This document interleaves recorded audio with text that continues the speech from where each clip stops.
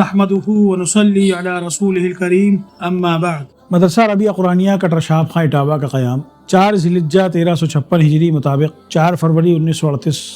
عیسوی کو مفکر ملت حضرت مولانا الحاج فدا حسین صاحب رحمۃ اللہ علیہ کے ذریعے کیا گیا، اور اللہ کے فضل سے یہ مدرسہ اس وقت سے مسلمانوں کی دینی، تعلیمی، اصلاحی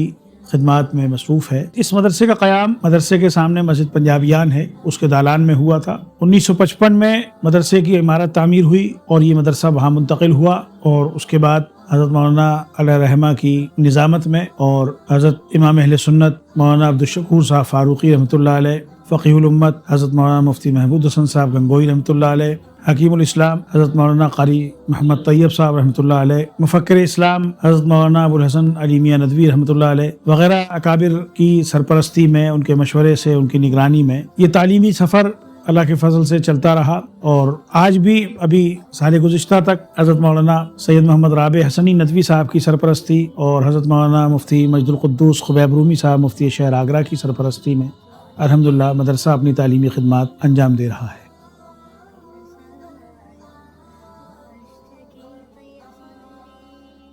دیکھیے، مدرسے میں جو تعلیمی شعبے ہیں وہ 3 ہیں، تینوں اہم شعبے ہیں ہمارے۔ ایک شعبہ ہے جس کو ہم لوگ درجات تحتانیہ و فوقانیہ کے نام سے جانتے ہیں۔ اس شعبے میں پہلے درجے سے، پہلی جماعت سے لے کر 8ویں جماعت تک مسلمان بچوں کو ہندی، انگریزی، میتھمیٹکس، سائنس وغیرہ جو عصری علوم ہیں ان کے ساتھ ساتھ دینیات، قرآن پاک ناظرہ وغیرہ پڑھایا جاتا ہے۔ تربیت پر ہمارا خاص فوکس رہتا ہے کہ اسلامی تربیت کی ان کو بچوں کو سکھائی جائے تاکہ وہ ایک اچھے مسلمان اور کامیاب بھارت کے شہری بن سکیں۔ دوسرا شعبہ ہے ہمارا تحفیظ قرآن پاک۔ اس میں ہمارے یہاں ناظرہ قرآن پاک اور حفظ قرآن پاک کا نظام چلتا ہے، اور اس میں قرآن پاک کی صحت اور تجوید پر بہت خاص توجہ ہے۔ عربی لہجے میں، عمدہ لہجے میں قرآن پاک بچے پڑھیں، اچھا یاد کریں تاکہ ایک معاشرے کو اچھے حافظ میسر آ سکے۔ تیسرا شعبہ ہے ہمارا عالمیت کا، اور اللہ کے فضل سے پورے علاقے میں یہ عالمیت کا شعبہ، عربی فارسی کا شعبہ ہمارا سب سے اہم ہے، اور پورے علاقے میں بلکہ پورے ضلع میں اور آس پاس 2-3 ضلعوں میں عربی کا کوئی دوسرا مدرسہ اس کے علاوہ نہیں ہے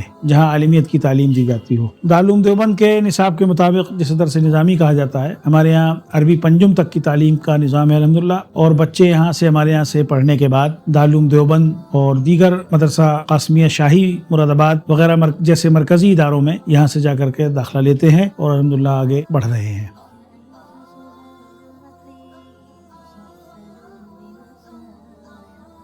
اٹاوہ کے مسلمانوں کی تعلیمی اور معاشرتی صورتحال ناگفتہ بھی ہے۔ یہاں کے مسلمان معاشی اعتبار سے بہت کمزور ہیں، دینی اعتبار سے بہت کمزور ہیں، ان کا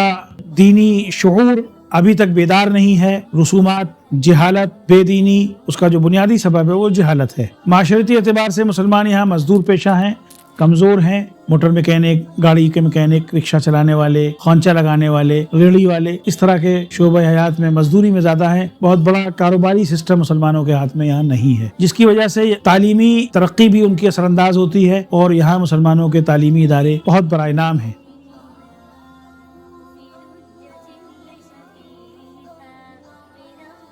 ہمارے یہاں جو بچے پڑھنے آتے ہیں وہ سماج کا سب سے کمزور اور سب سے نچلا طبقہ ہے، جس میں خونچے والے، ریڑھی والے، سائیکل کے مستری، موٹر میکینک، ای رکشہ چلانے والے، اس طرح کے طبقہ ہمارے یہاں پڑھنے آتا ہے، جن کے گھروں میں تعلیم کا کوئی ماحول نہیں ہے، جو تعلیم پر خرچ کرنے کو بہت معیوب سمجھتے ہیں، پڑھانا نہیں چاہتے ہیں بچوں کو۔ ہم لوگ کافی محنت کرتے ہیں، ان کا ڈراپ آؤٹ ریٹ بہت زیادہ رہتا ہے، غیر حاضریاں بہت ہوتی ہیں، اور والدین ان کے بالکل بھی ان کے اوپر توجہ نہیں دیتے۔ جو بھی کچھ وہ پڑھتے ہیں، جتنا کچھ بھی ہم ان کو سکھا رہے ہیں، وہ مدرسے کے اندر 5 سے 6 گھنٹے جو ان کا وقفہ ہمارے پاس ہوتا ہے، اسی وقت میں وہ سیکھتے ہیں۔ اس کے بعد ان کے گھر والے ان کو کہیں دکان پہ بٹھا دیتے ہیں، کہیں کام سیکھنے کے لیے کہیں بٹھا دیتے ہیں، اپنے کاروبار میں ان سے مدد کے لیے ان کو اپنی دکانوں پہ، اپنے شاپ پر بلا لیتے ہیں، جس کی وجہ سے ان کا بہت ماحول خراب، معاشرتی حالات ان کے خراب یہ ہے کہ ان کے گھروں میں پڑھنے کا کوئی مزاج نہیں ہے۔ والد جو ہیں، بھائی جو ہیں، وہ برے مشغلوں میں، جوا، سٹا، شراب نوشی وغیرہ میں ملوث رہتے ہیں، جس کی وجہ سے ان کے گھر کا معاشرتی ماحول انتہائی خراب رہتا ہے، جس کی وجہ سے ان کی ساری تعلیم متاثر رہتی ہے۔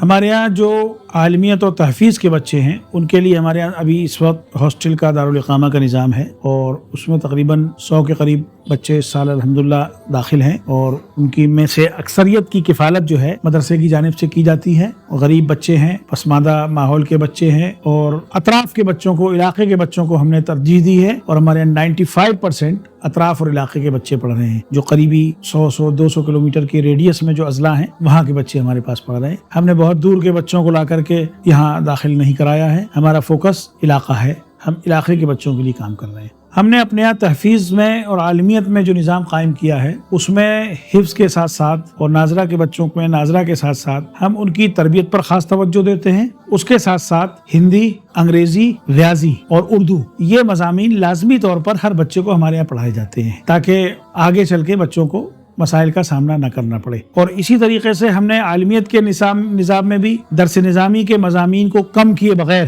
اس میں ہندی، انگریزی اور ریاضی کو شامل کیا ہے، اور اللہ کا فضل ہے اس کا بڑا اچھا نتیجہ سامنے آ رہا ہے۔ بچوں میں بڑی کامیابی کے ساتھ وہ چیزیں جو ہم لوگ چاہتے ہیں وہ اس کا نتیجہ دیکھنے کو مل رہا ہے۔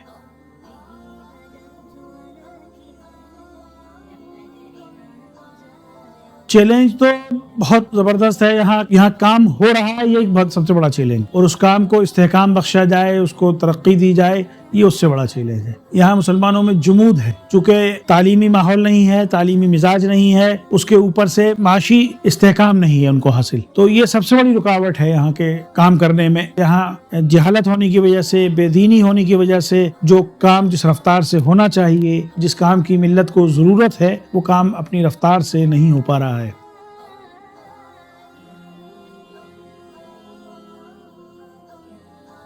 ہمارے آئندہ کے منصوبوں میں یہ ہے کہ جو ہمارا اس وقت نظام چل رہا ہے اس کو استحکام بخشا جائے، چونکہ جس جگہ ہم بیٹھ کے کام کر رہے ہیں یہ جگہ بہت چھوٹی اور ناقص ہے۔ اس کو ہم چاہتے ہیں، ابھی ہم لوگوں نے تقریباً 2 ایکڑ زمین شہر سے باہر 5 کلومیٹر خرید کر لی ہے، اور منصوبہ ہے پر ہم اپنے اس ادارے کو شفٹ کریں اور وہاں پر جا کر کے کشادہ ماحول میں، کشادہ اچھی عمارت میں، خوشنما عمارت میں ہم بچوں کی تعلیم کا کام کر سکیں۔ ہمارے منصوبے میں یہ ہے کہ ایک اچھا معیاری مرکزی مدرسہ یہاں ہو، جس کے ذریعے سے پورے علاقے میں 200 کلومیٹر کے ریڈیس میں کوئی مرکزی مدرسہ نہیں ہے، جو یہاں کی سب سے بڑی ضرورت ہے، یہاں کی جہالت کے لیے، یہاں کی بے دینی بددینی کے لیے۔ یہاں سے علماء کی ایک کھیپ تیار ہو جو پورے علاقوں میں جا کر کے کام کرے، دعات کا کام کرے، علماء اپنے خطاب کے ذریعے، علماء اپنے واعظ و بیان کے ذریعے سے یہاں کے ماحول کو بدلنے کا کام کریں گے۔ دوسری چیز، جو مسلمان یہاں کے جو انگریزی داں طبقہ ہے جس کو ہم کہتے ہیں، جو عصری تعلیم سے جڑا ہوا طبقہ ہے، اس کے لیے بھی مسلمانوں کے کوئی معیاری ادارے نہیں ہیں۔ یہ افسوس کی بات ہے، اٹاوا میں انگریزی میڈیم کے CBSE اسکول چل رہے ہیں، لیکن افسوس ہے کہ یہاں مسلمانوں کا کوئی انگلش میڈیم اسکول نہیں ہے۔ تو اس کے لیے ہمارا منصوبہ ہے کہ یہاں پر ہم ایک +2 لیول کا انگلش میڈیم ریزیڈینشل اسکول قائم کریں، جس کے ذریعے سے ہم بچوں کی دینی اور اسلامی تربیت کر کے ان کو اعلیٰ تعلیم دلوا سکیں، تاکہ ہمارے بچے زندگی کے مختلف شعبوں میں جا کر کے خدمت انجام دے سکیں، اسلام کی صحیح نمائندگی پیش کر سکیں، اور وہ ایک اچھے باشعور شہری اور کامیاب ہندوستانی مسلمان بن کر ایک نمونے کے مسلمان بنیں، اور تمام شعبہ حیات میں جتنے زندگی کے شعبے ہیں اس میں وہ اپنی خدمات پیش کریں، ایک داعی کا کردار پیش کریں، ایک اچھے مسلمان کا کردار پیش کریں۔ اہل خیر سے ہماری درخواست ہے کہ ان حالات میں، جن چیلنجز کے درمیان میں یہاں ہمارے پورا ٹیم کام کر رہی ہے اللہ کے فضل سے، اور بہت مضبوط اور مستحکم کام ہو رہا ہے، اس کو ترقی دینے کی ضرورت ہے، اس کو استحکام بخشنے کی ضرورت ہے، ہمارے عزائم میں ساتھ دینے کی ضرورت ہے، ہمارے قدم سے قدم ملا کر چلنے کی ضرورت ہے، ہمارے جو تعمیری پروجیکٹ ہیں اس میں حصہ لینے کی ضرورت ہے، ہمارے جو تعلیمی پروجیکٹ ہیں، کچھ بچوں کی کفالت کر کے، بچوں کے فیس میں، کھانے کی فیس میں، ان کی رہائش کی فیس میں حصہ لے کر کے، مدرسے کی عمارت کی تعمیر میں حصہ لے کر کے ہمارے اس مشن کو، اس کاز کو، اس تحریک کو تقویت پہنچائیں، تاکہ امت کی یہ تعلیمی تحریک، یہ تعلیمی مشن آگے بڑھ سکے اور اپنے مقاصد کو پورا کر سکے۔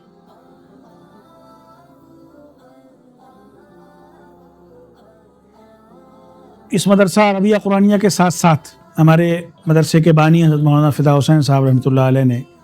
بچیوں کے لیے 1942 میں علیحدہ تعلیم کا مدرسہ اسلامیہ نسواں قائم فرمایا تھا، جس میں پردے کے ساتھ معلمات کے ذریعے اسلامی ماحول میں بچیوں کو تعلیم دینے کا نظام ان کے ذریعے قائم کیا گیا تھا الحمدللہ۔ 42 سے لے کے سن 47 تک وہ سلسلہ چلا۔ سن 47 کے ہنگامے کی نظر ہو گیا وہ مسئلہ، اس کے بعد پھر 1954 میں وہ سلسلہ شروع کیا گیا، لیکن بعض لوگوں کی طرف سے اس میں دقتیں اور پریشانیاں کھڑی کی گئیں، وہ سلسلہ بند ہو گیا. پھر تیسری مرتبہ مولانا فدا حسین صاحب رحمۃ اللہ علیہ نے 19 نومبر 1962 سے اس مدرسے کو پھر سے شروع کیا، اور الحمدللہ تب سے آج تک مدرسہ اپنے منزل کی طرف، اپنے مقاصد کے حصول کی طرف رواں ہے. اور اس وقت 10ویں درجے تک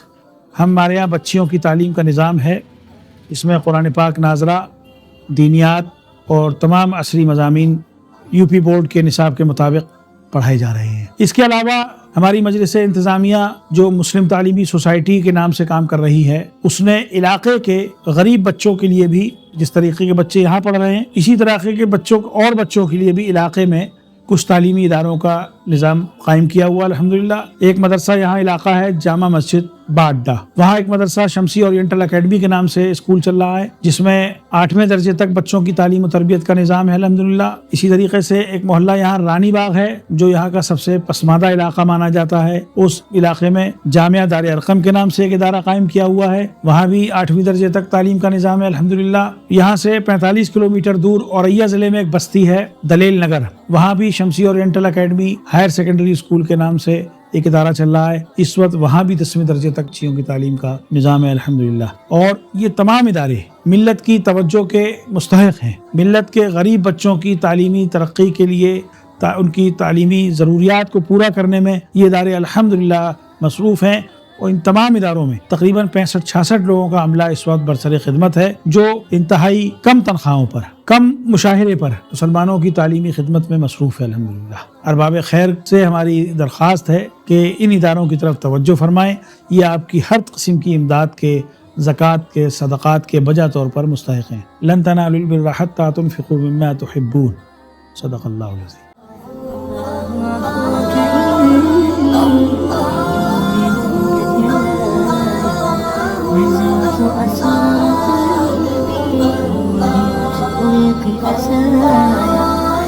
واشتكي طير صدري